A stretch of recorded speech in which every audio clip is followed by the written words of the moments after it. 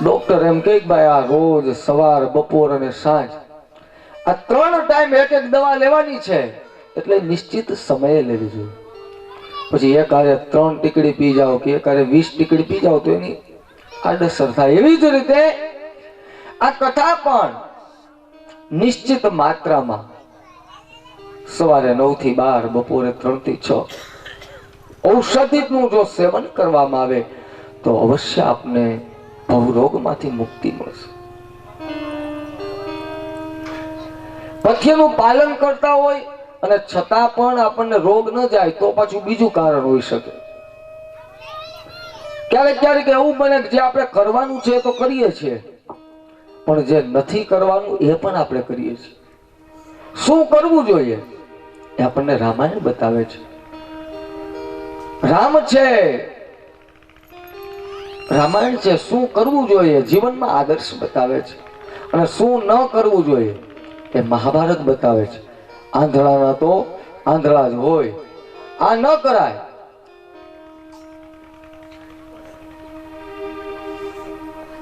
Shakespeare અને તુલસીદાસમાં થોડું અંતર છે. શેક્સપિયર જેવો માણસ હોય એવો ચિત્રો છે. તુલસીદાસજી મહારાજે એક ડગલું વધારે. માણસ આવો હોવો જોઈએ. રામ એક આદર્શ છે, આવો હોવો જોઈએ. કૃષ્ણ આવા હોવા જોઈએ. રામાયણ છે જીવતા શીખવાડે છે, અને ભાગવત છે મળતા શીખવાડે. ઉપાધિ કરતા નહીં. પણ મૃત્યુનું જે દુઃખ છે, આપણે કઈ 7 દિવસમાં મૃત્યુ થવાનું નથી, એટલે કઈ મૂંઝાવાની જરૂર નથી. પણ મૃત્યુનું જે દુઃખ છે એ દુઃખમાંથી બચાવવાનું સાધન હોય તો એ છે શ્રીમાર્ગ. હરિનો માર્ગ છે સુરાનો, એમાં નહીં કાયરનું કામ. જો પ્રથમ પેલા મસ્તક મૂકી વળતી લેવું નામ. જો પ્રેમ પથ પાવકની જ્વાળા દેખી પાછા ભાગે જો. ને ભક્તિ ભગવાન की बहुत बारीक है, शीश सोपे बिना भक्ति नहीं. મૃત્યુ એવું પસંદ કરો કે વારંવાર મરવું ન પડે. મળતા આવડ્યું કોને કહેવાય કે વારંવાર મરવું ન પડે. વારંવાર મરવા માટે વારંવાર જન્મ ન લેવો પડે. આ મનુષ્ય અવતાર પછી પશુઓની પક્ષીઓની એક પણ યોનિમાંથી નહીં, જન્મ મરણના ચક્કરમાંથી દૂર થઈ. અને મૃત્યુ તો આ સંસારની અંદર અંતિમ લેવાતી પરીક્ષા છે, એનું નામ છે મૃત્યુ. ભાગવત કથા એ જીવન જીવવાની પાઠશાળા છે. તો પૈસો તો સાધન છે, સાધ્ય નથી. ભગવત કથામાં જે શિક્ષણ મળે છે એ જીવનનું શિક્ષણ મળે છે. જીવિકાનું શિક્ષણ તો પૈસો કેમ મેળવવો એ બતાવે છે. પૈસાની જરૂર તો અત્યારે પ્રત્યેક માણસને પડવાની છે. પૈસા વગર તો ચાલવાનું નથી. પણ જીવનનું શિક્ષણ મેળવેલો પૈસો છે એ પ્રત્યે અભિગમ કેવો જોઈએ તે દેખાડે છે. પૈસાને કેવળ સાધન માનવું, સાધ્ય તો પરમાત્મા છે. મારે ડોંગરેજી મહારાજ એમ કહેતા કે સંપત્તિ છે એ સુખ આપતી નથી. સંપત્તિ કદાચ સગવડતા આપી શકે. સંપત્તિથી કઈક સાધનો તમે વસાવી શકો, પણ સાહેબ સુખ જોતું હોય ને તો સંપત્તિથી ન મળે. સવારે કીધું એમ કે આ કથા પણ બધાને મળતી નથી. એ તો જો આપણે હરિ કૃપા હોય, આપણા વંશની અંદર કઈક એવા પુણ્ય સમાયેલા હોય તો આપણને કથા મળે. બાકી તો ઘણા માણસો ઓટે બેતા બેતા કંકોત્રીના ધોકા કરતા હોય. અમને કંકોત્રી ક્યાં આપી છે? પણ તારી જન્મોત્રીમાં ન હોય, એની જન્મોત્રીમાં લખ્યું ન હોય. પ્રત્યેક માણસને કથાનો લાભ છે મળી શકતો નથી. માટે પૈસો છે સાધન જરૂરી છે, પણ સાધ્ય નથી. સાધ્ય તો પરમાત્મા છે. પણ અત્યારના સમયે લોકોએ પૈસાને સાધ્ય માની લીધો છે. પૈસા મારો પરમેશ્વર, બૈરી મારી ગુરુ, છાયા છોકરા શાલિગ્રામ, સેવામાં કોની કરું? બધા ઘરની અંદર જ દેવતાઓ બિરાજમાન છે. પૈસા ઈ જ મારો પરમેશ્વર છે. પત્ની છે, ગુરુ છે, 6 છોકરા, શાલિગ્રામ છે, બધા આમાં સેવા કોની કરવી? એક સંસ્કૃતમાં સરસ એક શ્લોક છે જેની અંદર મનુષ્ય લોકની દશા દેખાડવામાં આવી છે કે વિઘ્ને સ્વસુરસ તીર્થમ અર્ધમ તીર્થમ તુ શાલિકા ચતુર્ધામા સમાનારી તેસા પ્રાણ ભ્રતાસ્મૃતિ. કળિયુગની અંદર વિઘ્નેય સ્વસુરસ તીર્થ. કળિયુગની અંદર સસરા છે એને જ તીર્થ માને છે લોકો. અર્ધમ તીર્થમ તુ શાલિકા, અડધી તીર્થ છે એ પોતાની શાળી. ચતુર્ધામા સમાનારી તેસા બ્રાહ્મણ સ્મૃતિ છે. પોતાની પત્નીને 4 ધામ ગણે આવી કળિયુગની માનસિક સ્થિતિ છે. પરંતુ મિત્રો, ભક્તો, આ શ્રીમદ મહાપુરાણ એવું અમૃત છે કે સ્વર્ગમાં મળતું નથી. કેવલ મનુષ્ય લોકની અંદર જ આ વસુધા ઉપર જ શ્રીમદ ભાગવતનું અમૃત છે મળે છે.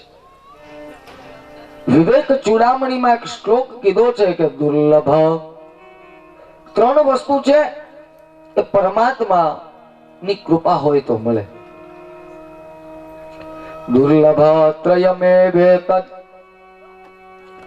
દેવતાનુગ્રહ હેતુકમ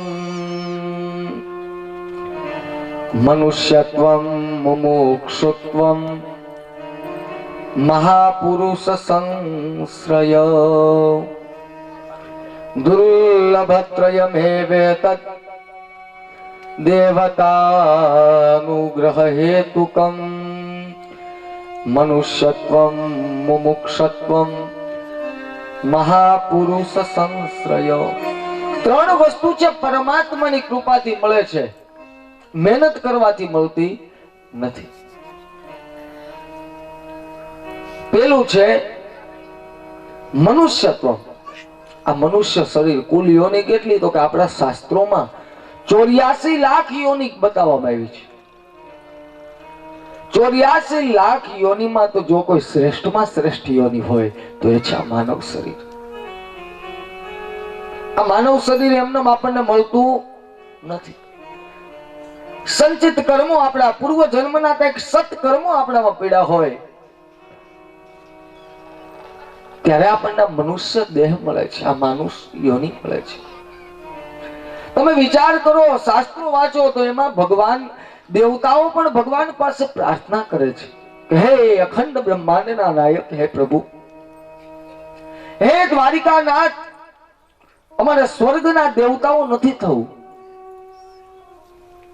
જો તમારે કઈ દેવાની ઈચ્છા હોય તો જન્મો જન્મ અમને મનુષ્ય અવતાર આપો. નરસિંહ મહેતાએ પણ ભગવાને જયારે આશીર્વાદ આપ્યા કે માગ શું જોઈ તારે, ત્યારે નરસિંહ મહેતાએ પણ કીધું છે કે મને જન્મો જન્મ મનુષ્ય અવતાર આપજો. દેવતાઓ ભગવાનની પાસે હાથ જોડીને ભીખ માંગે છે કે સ્વર્ગના દેવતા નથી થવું, અમને માનવ બનીને મોકલો. તો આપણે દેવ બનવા માટે શું કામ મથીએ છીએ? આખી જિંદગી જે માણસે આખા ગામને હેરાન કર્યા હોય અને અંતે જ્યારે દેહ છૂટે, શરીર દેહ છૂટી જાય, ત્યારે લોકો એના મરદાન, એના શબને પગે લાગે. આમ થાય દેવ તો થવાના જ છીએ. આખું જીવન એને પાપ કર્મ કર્યા હોય છતાંય જયારે મૃત્યુ સમય આવે, અંત સમય આવે, ત્યારે લોકો એને દેવ બનાવે છે. જો આમ કાંઈ સુકન થઈ જતા હોય, મરી ગયા પછી દેવ થઈ જાય તો મૃત્યુને ગાળું શા માટે? તો કેરોસીનમાં જેમ લાઈન લાગે છે એમ મરવા માટે લાઈન લાગે. પણ દેવ થવાની કોશિશ કરવી નથી આપણે. જેમ તીખું હોય તો મરચું ન કહેવાય, કડવું હોય એ કારેલું ન કહેવાય, મીઠું હોય એ સાકર નો કહેવાય. એમ જ્યાં સુધી આપણામાં માનવતા નહીં આવે ને ત્યાં સુધી માનવ ન કહેવાય. પૂર્વની કઈક કમાઈ દ્વારા આપણને આજે માનવ દેહ મળ્યો છે અને દેવતાઓ કરતા પણ દુર્લભ છે. આ શરીર છે એ દેવતાઓ કરતા પણ દુર્લભ છે જો સરખામણી કરવી હોય તો. બરોબર આપણી સામે 1 કિલો લોખંડ પીડ્યું છે અને 1 કિલો ચાંદી પીડ્યું છે.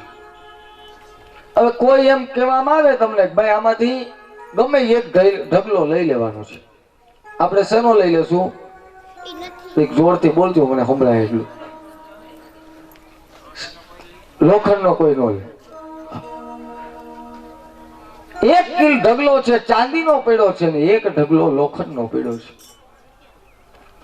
તો શેનો ઢગલો લેશું રાજુભાઈ? તમે તો લોખંડ લઈ ગયો છો. સામાન્યતઃ આપણને બુદ્ધિશાળી છે, હોશિયાર માણસો છે, ખબર છે કે સોનાની લોખંડની કિંમત કરતા ચાંદીની કિંમત અત્યારે બજારમાં બહુ વધારે છે. આપણો દેહ છે ને આપણું શરીર છે લોખંડ છે અને દેવતાઓનું શરીર છે એ ચાંદી છે. સામાન્યતઃ કોઈ પણ વ્યક્તિ અભણમાં અભણ માણસને જો પૂછવામાં આવે સાહેબ કે આ 2 ઢગલામાંથી ગમે એક ઢગલો લઈ લેવામાં આવે તો કોઈ પણ મનુષ્ય ચાંદી પાસ કરશે. કોઈ પણ મનુષ્ય દેવતાઓ અને મનુષ્યમાં પણ દેવતાઓનું મૂલ્ય ઊંચું ગણશે. પણ હવે તમને એક શરત રાખવામાં આવે કા ક લખીને. શરત એવી છે કે બરોબર 2 ઢગલાની વચ્ચે પારસમણી મૂકવામાં આવી છે. 2 ઢગલા છે બિરાજમાન, વચ્ચે પારસમણી મૂકવામાં આવી છે. કોઈ આપણને એમ કહે કે ભાઈ પારસમણી સ્પર્શ કરવાની છૂટ છે. પારસમણીનો ગુણધર્મ છે કે લોખંડને જો પારસમણીનો સ્પર્શ થઈ જાય તો લોખંડ છે એ સોનામાં પરિવર્તિત થાય છે. લોખંડ છે સોનું થઈ જાય. જ્યારે ચાંદીને જો પારસમણી અડે તો ચાંદીને ચાંદી જ રહે છે. હવે આપણે શેને પસંદ કરશું? હવે કોઈ એમ કે આમાંથી 2 ઢગલામાંથી 1 ઢગલો લઈ લ્યો. બોલતા રહેજો. પેલા ઋષિ કુમારો પ્રશ્નોત્તરી જ કરતા. શેનો ઢગલો લેશું?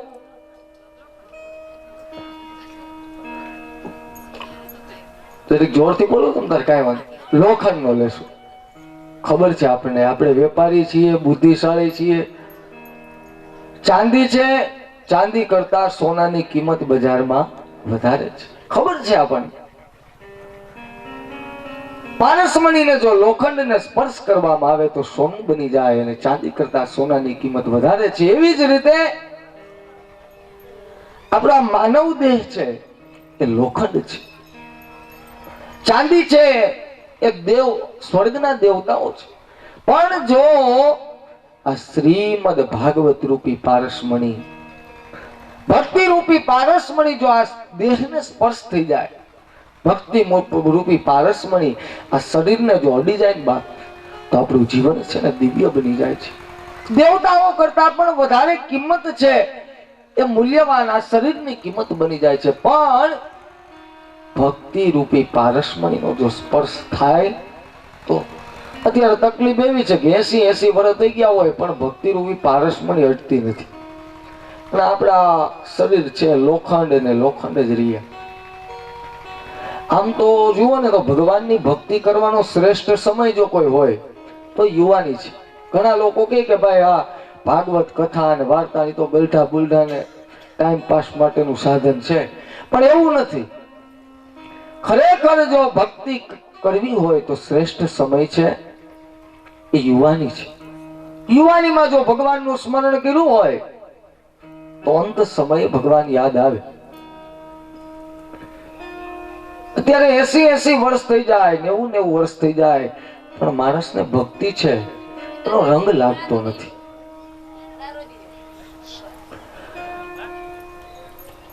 અને જો પહેલેથી જ ભગવાનનું સ્મરણ ન કર્યું હોય તો અંત સમયે ભગવાન યાદ આવતા. એક દાદા હતા ને, આખી જિંદગી કોઈ દિવસ ભગવાનનું નામ ન લીધું, કોઈ દિવસ ભગવાનનું સ્મરણ નથી કર્યું. શ્રીમદ ભગવદ ગીતામાં કીધું છે કે અંત સમયે જ્યારે મૃત્યુનો સમય હોય, આ મૃત્યુના સમયની અંદર જો એક વખત ભગવાનનું સ્મરણ થઈ જાય તો મોક્ષ ગતિની પ્રાપ્તિ થાય છે, એમ શ્રીમદ ભગવત ગીતાનો મત છે. એટલે બાપાએ આખી જિંદગી ભગવાનનું નામ લીધું નથી. અવાર થાય ને ચોરે બેહી જાય, બીડીઓ જગાવે અને આખા ગામની આગી પાછી કરે, પણ ભગવાનનું સ્મરણ જેવા નગારા વાગે એટલે વાળુના સમય સમજે.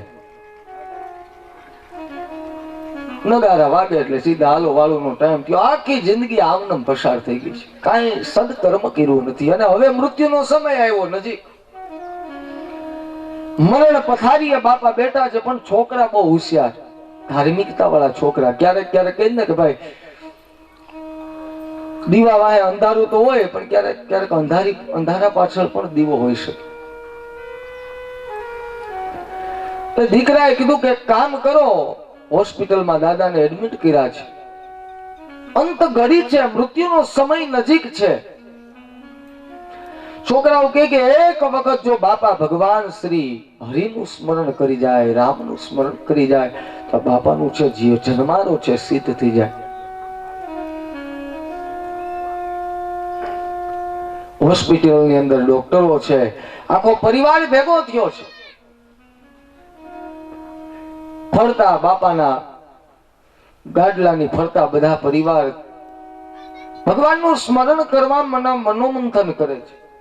બાપાને કહે છે કે હે બાપા, એક વખત ભગવાન શ્રી કૃષ્ણનું નામ લઈ લો, એક વખત ભગવાન શ્રી રામનું નામ લઈ લો, પછી અમને શાંતિ. કે અમે બાપાએ એક વખત ભગવાનનું નામ લઈ લીધું એટલે એનું જીવન છે દિવ્ય બની જાય.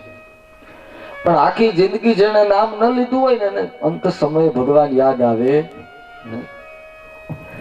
ઘરાહાર બાપા કઈ નામ લેતા નથી. પછી કોઈ હોશિયાર માણસ હતા, એને કીધું ભાઈ એક કામ કરો તમે, ભાઈ રામજી બાપા છે, એ રામજી બાપા એના ખાસ મિત્ર હતા, અને એને બોલાવો. શાસ્ત્રોમાં તો એમ કીધું છે કે જાણતા તો ઠીક, અજાણતા પણ જો ભગવાનનું સ્મરણ થઈ જાય ને, તોય આ જીવની મુક્તિ થઈ જાય. અજાણતા પણ ભગવાનનું સ્મરણ થઈ જાય તો પણ એમની ગતિ મળે છે.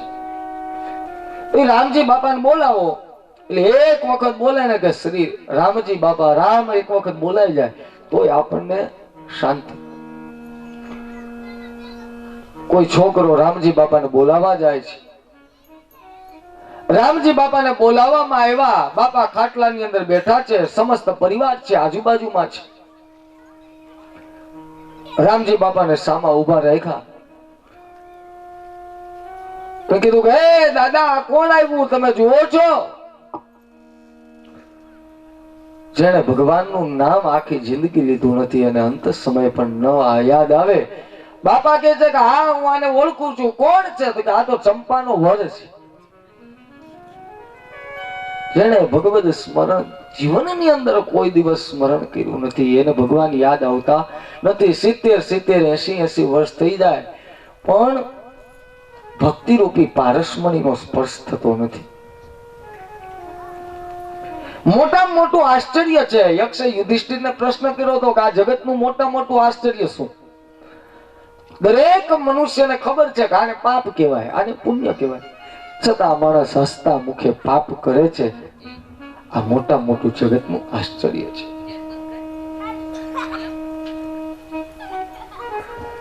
મનુષ્યત્વમ મુમુક્ષત્વમ. વાત હતી આપણે મનુષ્યત્વમ.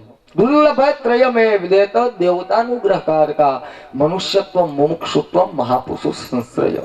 ત્રણ વસ્તુ આપણને પરમાત્માની કૃપાથી મળે છે. એક મનુષ્યત્વમ, આ માનવ શરીર છે, એ આપણને જો પૂર્વની કઈ કમાઈ હોય તો મળે છે. આવા મનુષ્યત્વને કોઈ દિવસ વ્યર્થ જવા ન દેતા. કાંઈક સાધના કરજો, કાંઈ ઉપાસના કરી, કાંઈ અનુષ્ઠાન કરી, કાંઈ ભક્તિ કરી અને જીવન વ્યતીત કરજો, જેથી આપણું જીવન છે ધન્ય તો ઠીક પણ દિવ્ય બની જશે. બીજું પરમાત્માની કૃપાથી મળે છે મુમુક્ષુત્વમ, પરમાત્માની પ્રાપ્તિનો પ્રયાસ. ઘણા લોકો ભક્તિ તો કરે છે પણ ભગવાન સુધી પહોંચવાનો પ્રયાસ નથી કરતા. હરિની કૃપાથી મુક્તિની તરસ મળે છે. મુમુક્ષત્વમ ભગવદ પ્રાપ્તિ માટેનો પ્રયાસ.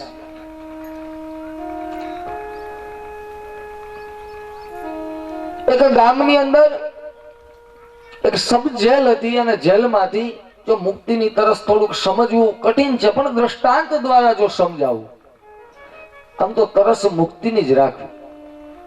આ જેલના બંધનમાંથી છૂટવું હોય તો મુક્તિની તરસ જ મેળવવી. એક જેલની અંદર રાષ્ટ્રપતિ મુલાકાતે આવે છે, એક પછી એક કાળ કોટડીની મુલાકાત લે છે. રાષ્ટ્રપતિ પૂછતા પૂછતા એક એક કોટડીમાં પૂછે, ભાઈ તમને કઈ ચિંતા છે? કોઈ કેદી એમ કહે છે કે અમને અહીંયા થોડીક ઠંડી વધારે લાગે છે, 2-3 ક્યાંક ગાડલા ગોદડાની વ્યવસ્થા કરો તો સારું. રાષ્ટ્રપતિ કહે છે તથાસ્તુ ભાઈ, અહીંયા આ વસ્તુ પહોંચાડી દે. આગળ જાય છે, આગળની કોટડીમાં પ્રશ્ન કરે છે કે તમને કઈ ઉપાધિ, અહીં 2-5 છાપા આવી જાય તો સારું, સવારે વાંચનમાં થોડીક તકલીફ ન થાય. એક પછી એકને પૂછ્યું, બધા પોતપોતાની વસ્તુની માંગ કરે છે ને અંતે એક કાળ કોટડીની અંદર છેલ્લો જે કેદી બિરાજમાન હતો એને પૂછવામાં આવ્યું કે તમને અહીંયા કઈ તકલીફ? 2 હાથ જોડી મસ્તક નમાવી આજ આ કોટડીનો કેદી છે, વંદન કરીને પ્રાર્થના કરે છે કે હે રાષ્ટ્રપતિ, આપની પાસે તો ફાંસીની સજા આપનારો કેદી હોય એને પણ માફ કરવાની ક્ષમતા છે. મારી જે ભૂલ થઈ છે એને આપ ક્ષમા કરો. બાકીનું જીવન છે હું એક સજ્જન નાગરિક તરીકે જીવીશ. આપ મને આ કાળ કોટડીમાંથી મુક્ત કરો, મુક્ત કરો, મુક્ત કરો. આપણે જેવું કરીએ છીએ, કોઈ ગાડી માગે, હે ભગવાન એક ગાડી થઈ જાય ને એટલે બસ હવે કઈ જોતું નથી. એક બંગલો થઈ જાય, ભગવાનની કૃપા થઈ જાય તો એક બંગલો થઈ જાય, છોકરાના લગ્ન થઈ જાય, આ થઈ જાય, તે થઈ જાય. ભગવાન પાસે અસંખ્ય માંગણી કરીએ છીએ પણ મુક્તિની તરસ નથી આપણે. જેવી રીતે પેલા કેદીઓ છે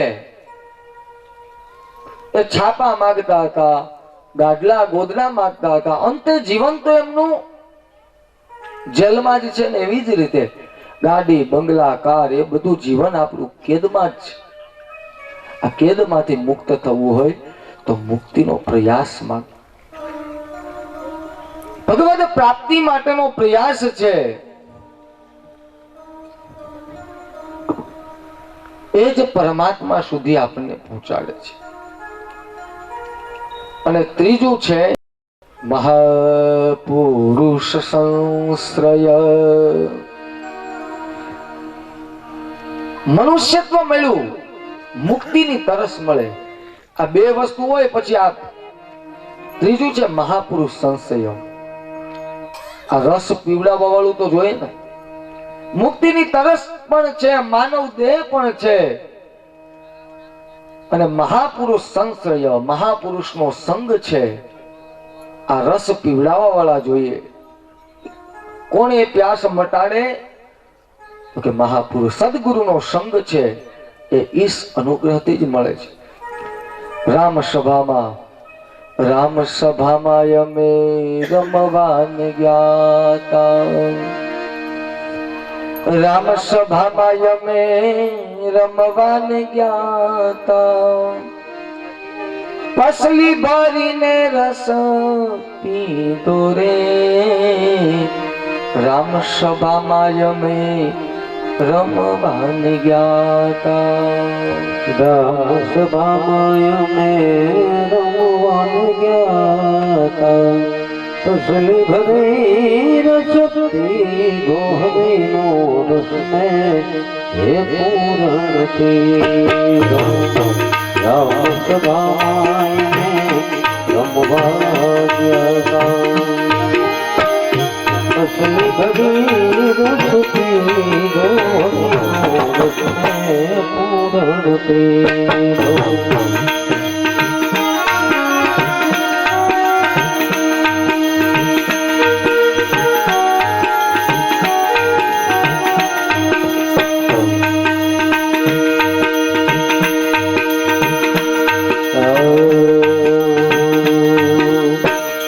પેલો પ્યાલો મારા ગુરુજીએ પાયો પેલો પ્યાલો મારા ગુરુજીએ પાયો બીજો પ્યાલો થઈશું ગેલી બીજે પ્યાલે હતી મોર પૂરણ તેરો રામ સભાને રમવા ગયા રામ સભાને રમવા ગયા રસલી ભરીને રસતી જોરી મોર પૂરણ તેરો પૂરણ તેરો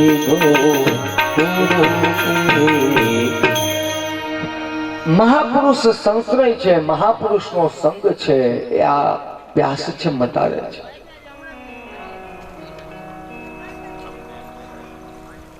દુર્લભયત્રયમેવ તદ્દેવતાનુગ્રહ હેતુકમ મનુષ્યત્વમ મુમુક્ષુત્વમ મહાપુરુષ સંશ્રય. હવે શ્રીમદ ભાગવત તરફ આપણે દ્રષ્ટિ કરીએ તો શ્રીમદ ભાગવતની કથાનો નિયમ છે કે વક્તાએ પ્રથમ દિવસે મહાત્મ્ય કથા વર્ણવી. હવે મહાત્મ્યનો સીધો અને સાદો અર્થ થાય છે પ્રારંભિક ઓળખ, મહત્વ, એનું પરિચય, ઇન્ટ્રોડક્શન. આમ તો મહાત્મ્ય કથા છે ભાગવતની અંદર નથી આપી. સ્કંદ પુરાણ અને પદ્મ પુરાણ, આ બે પુરાણની અંદર મહાત્મ્ય કથા બતાવવામાં આવી છે. કારણ શું? બડા બડાઈ ના કરે, બડા બડાઈ ના કરે, બડા ન બોલે બોલ, हीरा मुख से ना कहे लाख हमारा मोल, हीरा मुख से ना કહે કે લાખ હમારા મોલ. મોટો છે, બહુ મોટાઈ ન કરે.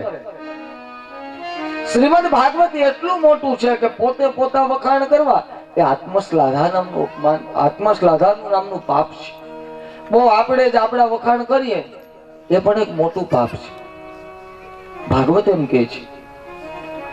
એટલે ભાગવતજીનો પરિચય છે પદ્મ પુરાણ અને સ્કંદ પુરાણ. આ બે પુરાણો અંતર્ગત ભાગવતજીનું મહાત્મ્ય કથા દેખાડવામાં આવી છે. મંગલ પ્રત્યેક ગ્રંથના આરંભે એ આપણી ભારતીય પરંપરા છે. મંગલ શબ્દનો જ અર્થ થાય છે કે મમ પાપમ ગલયતિ ઇતિ મંગલમ. મમ એટલે કે મારા પાપ, મારા પાપ જેને બધા ગળી જાય છે, મમ પાપમ ગલયતિ ઇતિ મંગલમ. પાપ બળીને ભસ્મ થાય છે એનું નામ મંગલ. આથી ગ્રંથની કોઈ પણ કાર્ય ના આરંભની અંદર મંગલાચરણ કરવામાં આવે છે નિર્વિઘ્ન સમાપ્તિ કાર્ય માટે. સમાપ્તિ કામો મંગલમ આચરેત. સમાપ્તિના કાર્ય વાળા માટે મંગલ આચરણ અવશ્ય કરવું જોઈએ. હવે શ્રીમદ ભાગવતનો અર્થ, ગ્રંથના આરંભમાં ઓમ અથવા અથ લખેલો હોય છે. અથ શ્રીમદ ભગવદ ગીતા, અથ શ્રીમદ ભાગવત. ઓમ અને અથ કોઈ પણ ગ્રંથના આરંભે 18 પુરાણો છે. 18 પુરાણના આરંભની અંદર કોઈ પણ જગ્યાએ કાં ઓમ ને કાં અથ લખેલું છે. ઓમકાર અથ શબ્દ સ્રષ્ટ યાદો પરમ કૃતા. ઓમકાર અથ શબ્દશ્ચ સ્રષ્ટ યાદો બ્રહ્મણ પુરા. કંઠમ भित्वा विनिर्यातो તસ્માત માંગલિકો વિભુ. આજથી 11 કરોડ અને 55 લાખ વર્ષો પહેલા અખંડ બ્રહ્માંડના નાયક એવા ભગવાન વિષ્ણુદેવે આ પૃથ્વીની રચના કરવામાં આવી. જગતમાં કોઈ નહોતું ત્યારે વિષ્ણુ ભગવાન હતા. વિષ્ણુ ભગવાને નાભી કમળમાંથી બ્રહ્માને ઉત્પન્ન કર્યા. 3જા સ્કંદની અંદર કથા આવશે. પણ બ્રહ્માજીને વિચાર થયો કે મને પ્રગટ કરનાર કોણ, મને ઉત્પન્ન કરનાર કોણ. અંતર્જ્ઞાન આપ્યું કે હે બ્રહ્મદેવ, તપઃ તપઃ તપઃ, આપ તપ કરો તપ કરો તપ કરો. ત્યારે ભગવાને આજ્ઞા કરી હતી કે આપના મુખમાંથી જે પ્રથમ શબ્દ નીકળે એ જ પવિત્ર અને એ જ મંગલકારી હશે. એ સૃષ્ટિનો આરંભનો શબ્દ ભગવાન બ્રહ્મદેવ ધ્યાનસ્થ થઈ અને પેલો શબ્દ બોલ્યા હતા, ઓમકાર ગથ શબ્દ સ્રષ્ટયાદો બ્રહ્મણ પુરા કંઠમ ભીત્વા વિનિર્યાતો તસ્માન માંગલિકો વિભુ. પેલું વાક્ય છે બ્રહ્માના મુખમાંથી ઓમકાર નાદ નીકળ્યો હતો. માટે જ આપણા શાસ્ત્રોમાં કીધું છે કે ઓમ ઓમ ઓમ ઓમ ના વારંવાર સ્મરણ કરવાથી, વારંવાર મનન કરવાથી અદ્ભુત શાંતિની પ્રાપ્તિ થાય છે.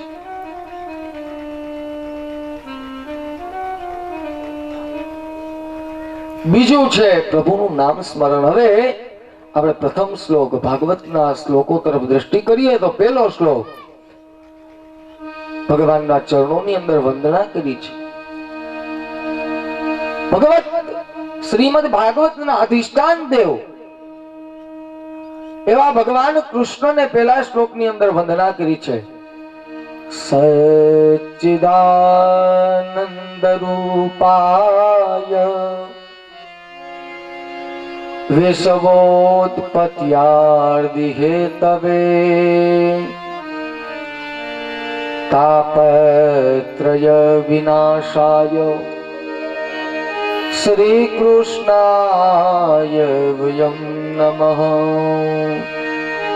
શ્રી કૃષ્ણાય વયમ નમઃ. ભગવાનનું એડ્રેસ બતાવ્યું છે. ભગવાન ક્યાં વસે છે?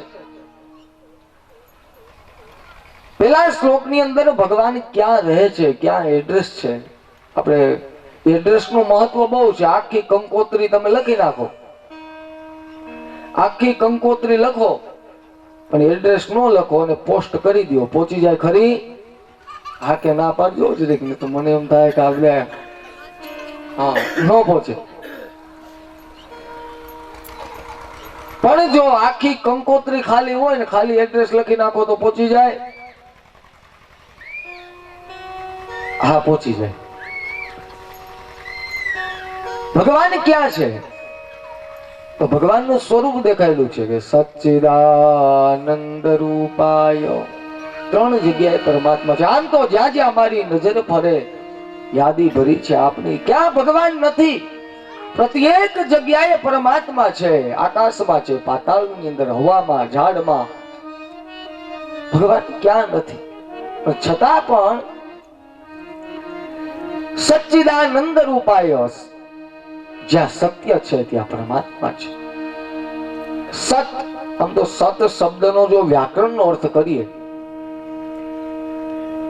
અસ્તિ ઇતિ સત, જેનો ક્યારેય નાશ ન થાય, ત્રિકાલ બાદ હોય. આજે છે, કાલે હશે અને ગઈકાલે હતું. એનું નામ છે સત. નાસતો વિદ્યતે ભાવો, ના ભાવો વિદ્યતે સત. શંકરાચાર્ય પણ સરસ સમજાવે છે કે યદ વિષયા બુદ્ધિના વ્યભિચરતી તત સત. જેની બુદ્ધિમાં કોઈ દિવસ વ્યભિચાર ન આવે એનું નામ સત છે. કોઈ દિવસ જેનામાં શંકા ન જાગે એનું નામ છે સત. આપણે વારે વારે ઘણી વખત શંકાઓ કરતા હોય પણ કોઈ દિવસ શંકા કરી કે હું છું, કારણ કે તત્સત એ સત છે. સતની સાથે જો ચિત્ત ન હોય તો જડતા આવે. માઇક્રોફોન છે, એમ્પ્લીફાયર છે, સ્પીકર છે, પણ લાઈટ ન હોય તો ચાલુ થાય નહીં. અને ત્રીજું છે આનંદ. ભગવાનનું સ્મરણ કરતા કરતા, ભગવાનનું ભજન કરતા કરતા, ભગવાનની સાધના કરતા કરતા, પરમાત્માની ઉપાસના કરતા કરતા, અનુષ્ઠાન કરતા કરતા જે પરમ આનંદની પ્રાપ્તિ થાય છે એ આનંદ છે ભગવાનનું સ્વરૂપ છે. સચ્ચિદાનંદ રૂપાય વિશ્વોદપત્યાદિ હેતવે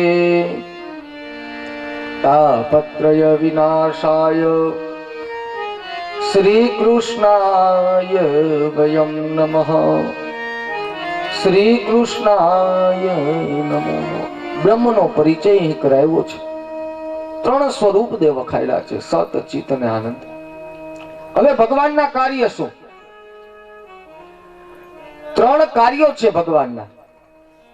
વિશ્વોદપત્યાદિ હેતવે, આ બ્રહ્માંડનું ઉત્પત્તિ કરવી, આ બ્રહ્માંડનું ભરણ પોષણ કરવું, અને અંતે આ સૃષ્ટિને લય પમાડવી.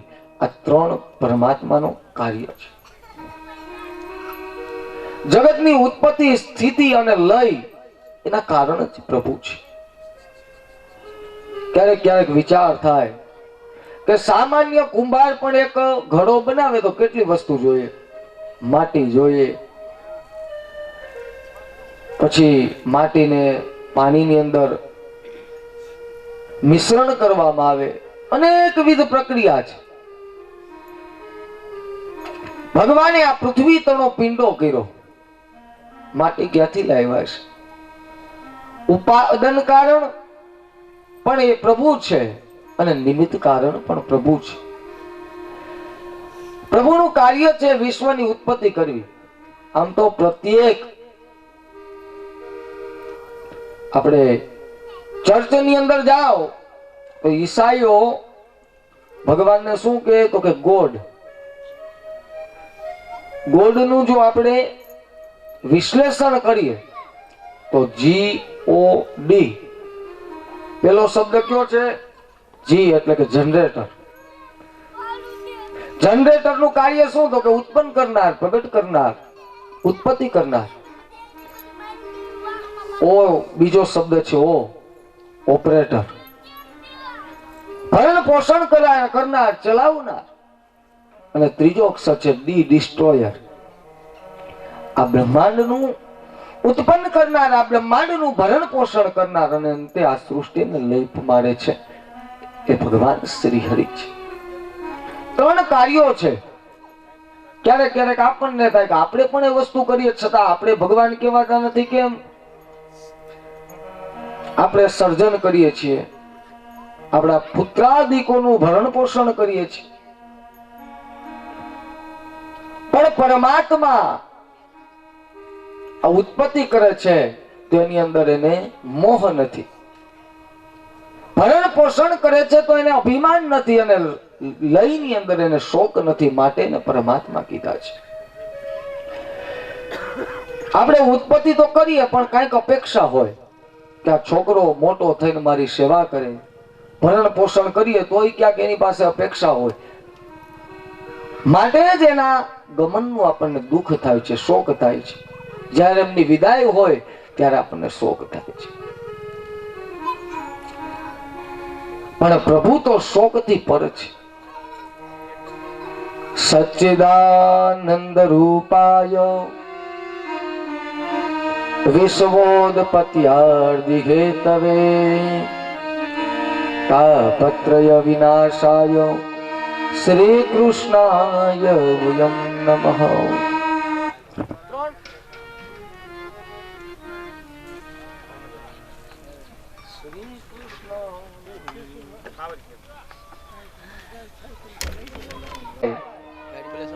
તો બધી તકલીફ થાય, પણ કોઈ પણ સમયે ભગવતનું સ્મરણ જો ન છૂટે તો પ્રભુના ચરણોની અવશ્ય પ્રાપ્તિ થાય છે. સચ્ચિદાનંદ રૂપાય વિશ્વોદપત્યાદિ હેતવે તાપત્રય વિનાશાય શ્રી કૃષ્ણાય વયમ નમઃ. ભગવાન વિશ્વની ઉત્પત્તિ કરે છે, આ બ્રહ્માંડનું ભરણ પોષણ કરે છે અને અંતે આ સૃષ્ટિને લઈ પમાડે છે. ત્રણ તાપનો વિનાશ કરે છે. તાપત્રય વિનાશાય. ક્યાં ક્યાં ત્રણ તાપ? તો કે આધિદેવિક, આદિ ભૌતિક, આધ્યાત્મિક. ત્રણ પ્રકારના તાપનો વિનાશ કરવા વાળા પરમાત્મા છે. આમ તો દુઃખના ત્રણ પ્રકાર, એક આધિ, બીજું વ્યાધિ અને ત્રીજું ઉપાધિ. સમજવા જો જોઈએ તો વસ્તુના અભાવે ઉત્પન્ન થયેલું દુઃખ એનું નામ આધિ. આપણી પાસે ખૂબ લક્ષ્મી, ખૂબ પૈસા નથી, આધિ નામનું દુઃખ છે. સંતાન નથી, આધિ નામનું દુઃખ છે. આ આધિ નામના દુઃખનો નાશ કરવા વાળા ભગવાન શ્રી કૃષ્ણ છે. અને બીજું છે વ્યાધિ. પૈસા તો ખૂબ છે, ઘણી વખત આપણે સમાજમાં જોતા હોય કે સંપત્તિવાન તો ઘણા છે, પણ રોગના કારણે ઉત્પન્ન થયેલું દુઃખ એનું નામ છે વ્યાધિ. ડોક્ટર એમ કે ભાઈ તમે હવે 5 કરોડ રૂપિયા આપો તોય આમાં કઈ હાજા થાય એમ નથી ડોશીમાં. હવે આની ઘેરે જઈ અને સેવા કરો, હવે આમાં કઈ અમારું હાલે એમ નથી. આનું નામ છે વ્યાધિ. આ વ્યાધિનો પણ દુઃખનો વિનાશ કરવા વાળા શ્રી હરિનારાયણ છે. અને ત્રીજું દુઃખ છે ઉપાધિ. બધું છે છતાંય દુઃખ, દુઃખ અને દુઃખ છે. સંપત્તિ એટલી બધી છે કે 7 પેઢી સુધી ખૂટે એમ નથી. સંતતિ એટલી છે, 7 દીકરા છે. પણ જો આ 7 દીકરાના બદલામાં કોક એક હારો આપી દે તો હાથે હાથ દેવા તૈયાર છે. આનું નામ છે ઉપાધિ.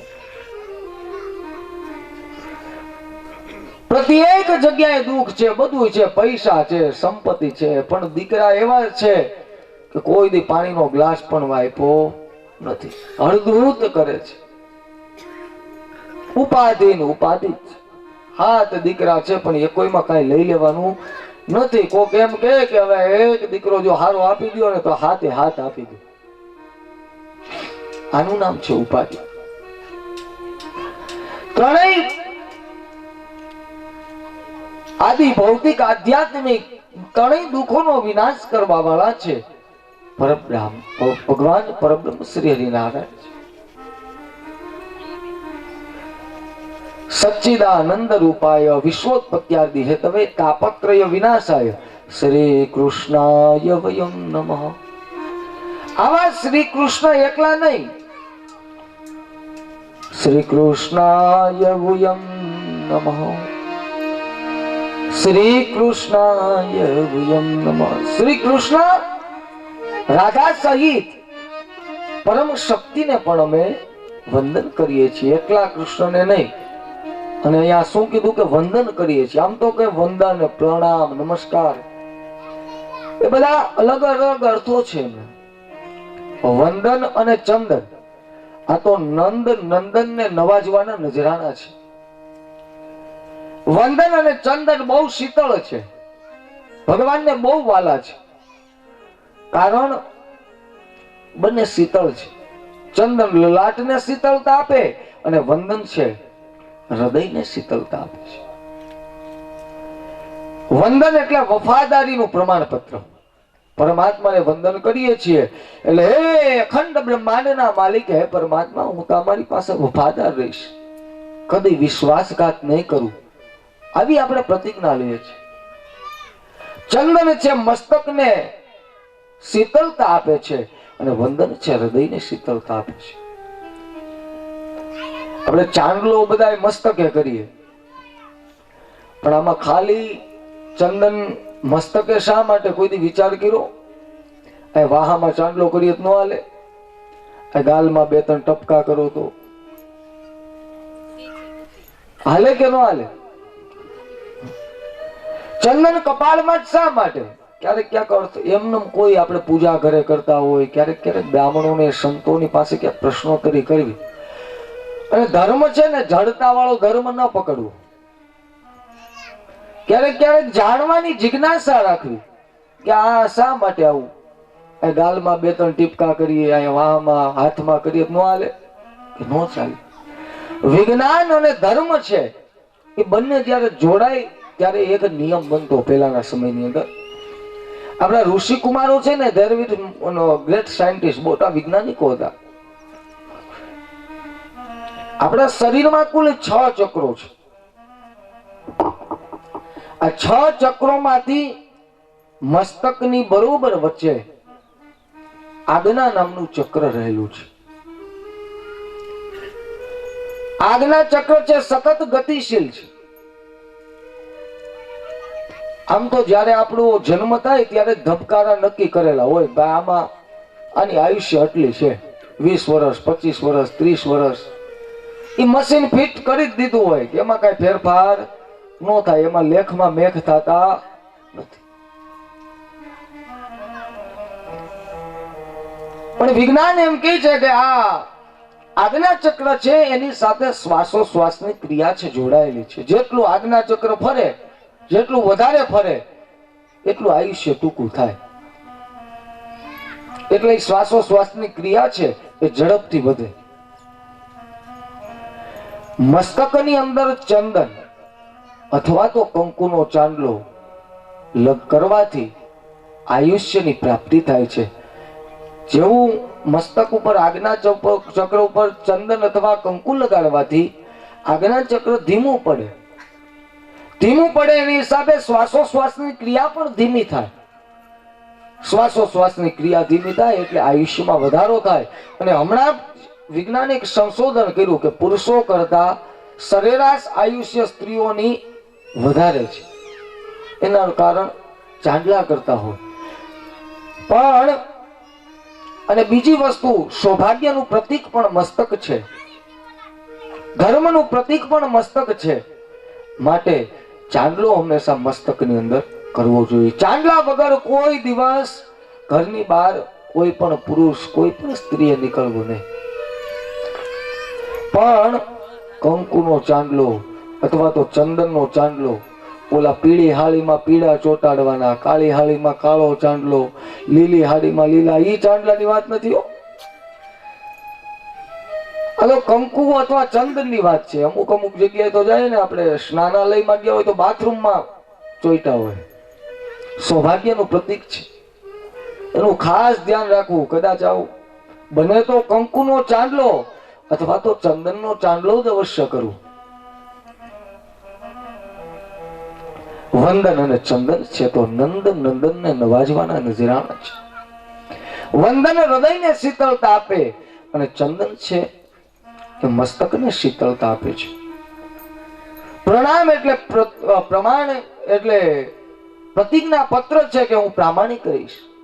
હે ઈશ્વર, હે અખંડ બ્રહ્માંડના નાયક, તું કદી ભેળસેળ કરતો નથી. હવામાં ભેળસેળ નથી કે કોઈ સૂર્યના પ્રકાશની અંદર ભેળસેળ નથી. એવી જ રીતે હું પણ તારી સાથે કદી ભેળસેળ કરીશ નહીં. અને ત્રીજું છે વયમ નમઃ, નમસ્કાર. શ્રી કૃષ્ણાય વયમ નમઃ. એકલાય નમસ્કાર નથી કર્યા, બધાએ નમસ્કાર કર્યા છે. અમે બધા નમસ્કાર કરી છે. ગુરુ શિષ્ય નહીં પણ સૌ કેવળ, પૃચ્છક કે સ્તોતા નહીં પણ સૌ, કારણ કે સામૂહિકમાં ભજન પડે. નમસ્કાર એટલે નમક હલાલી. નમસ્કાર કરીને પરમાત્માને કહેવાનું કે હે અખંડ બ્રહ્માંડના નાયક, હું નમક હલાલ થઈશ, નમક રામ નહીં. પરંતુ પ્રત્યેક જગ્યાએ નમવાની વાત નથી. કારણ નમન નમન મેં ફેરે, નમન નમન મેં ફેરે, नमन नमन में फेर है बहुत नमे नादान દગાબાજ દુનાન में चीता चोर कमान नमन नमन में फेरे प्रभु ने नमो संत ने नमो તમારા મોટા વડીલોને નમો એ તમારી નમ્રતા વ્યક્ત થાય છે મનથી નમ્યા વિના તનથી કરેલું કર્મ છે ફળદાયી થતું નથી નમીએ પણ ખરા પણ મનમાં જો બીજો ભાવ હોય તો પરમાત્માને પણ આપણે છેતરી શકતા નહીં અને અમુક માણસો તો અકડ જ રહે કોઈ દિવસ ક્યાંય નમે નહીં સંત આવ્યા હોય નમ્રતા નમવું છે એ તમારી નમ્રતા વ્યક્ત કરે છે झुकता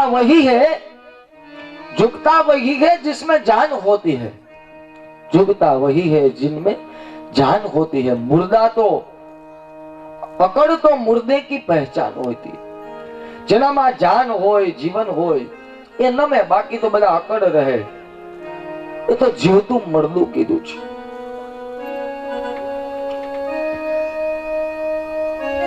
પ્રથમ શ્લોકની અંદર ભગવાન કૃષ્ણની વંદના બતાવવામાં આવી છે ભોજનનો અધિકાર એને જ છે જે ભગવાનનું ભજન કરતો હોય અન્ન જળ પ્રકાશ આ બધું કોણ આપે છે પ્રકાશ આવે છે ભગવાન આપે છે વિજ્ઞાને તો ખાલી એનું પૃથ્થકરણ કર્યું કે આ પાણી એટલે શું તો વિજ્ઞાન એમ કહે છે કે હાઇડ્રોજન અને ઓક્સિજનનું સંમિશ્રણ એનું નામ છે પાણી પણ તમને વિચાર ન થાય કે હાઇડ્રોજન એટલે જલાવવા વાળો વાયુ ઓક્સિજન એટલે જલવા વાળો વાયુ છતાં પણ એક બુઝાવવા વાળો વાયુ પેદા થાય છે નતર દિવાસળી અને દારૂને ભેગા કરો શું થાય ભડકો થવો જોઈએ ને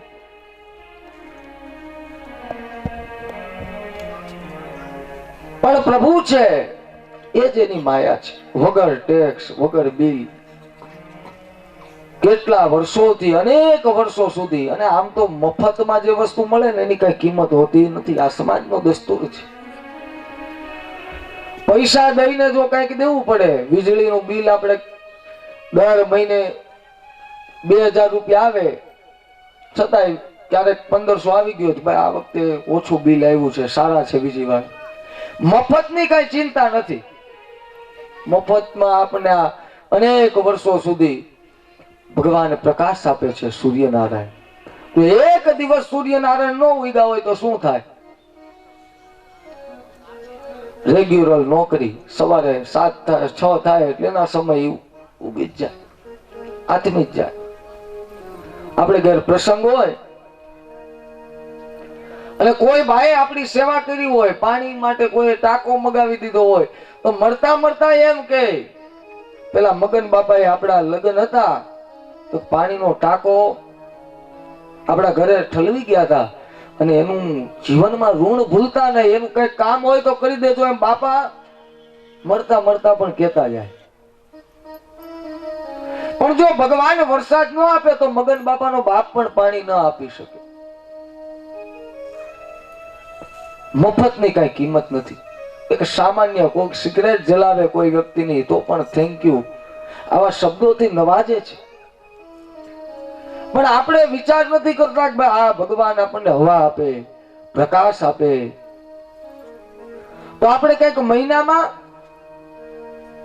ક્યાંક એકાદ દિવસ ભગવાનનું સ્મરણ કરીએ એને આભાર વ્યક્ત કરીએ અને થેન્ક યુ કહીએ કદાચ મહિને ન બની શકે તો કઈક 2-4 મહિને ભગવાનનું સ્મરણ કરીએ અને કદાચ એમ પણ ન બની શકે તો એક વર્ષની અંદર આવું કઈ કથાનું ભગવત કથાનું આયોજન કરી એમનો આભાર વ્યક્ત કરી કદાચ એવું પણ ન બની શકે તો અત્યારે તો તમને ભગવતની કૃપા મળી છે કે 7 દિવસ તો અવશ્ય ભગવાનનું ચિંતન કરવું એનો આભાર વ્યક્ત કરવો અને ભગવાનની એવી કૃપા છે જમવાનું અહીંયા કમ્પ્લીટ છે બધું બપોરે સાંજે ગાડલા નાખી દીધા પેલાના સમયની અંદર તો જ્યાં સુતજી મહારાજે ને બધાએ કથા કરી ત્યાં તો કોઈ આવી વ્યવસ્થા જ ન હતી ભોજન મળે તોય ભલે ન મળે તોય ભલે અત્યારે તો આપણે અહીંયાથી ઊભા થાય એટલે તરત રસોઈ તૈયાર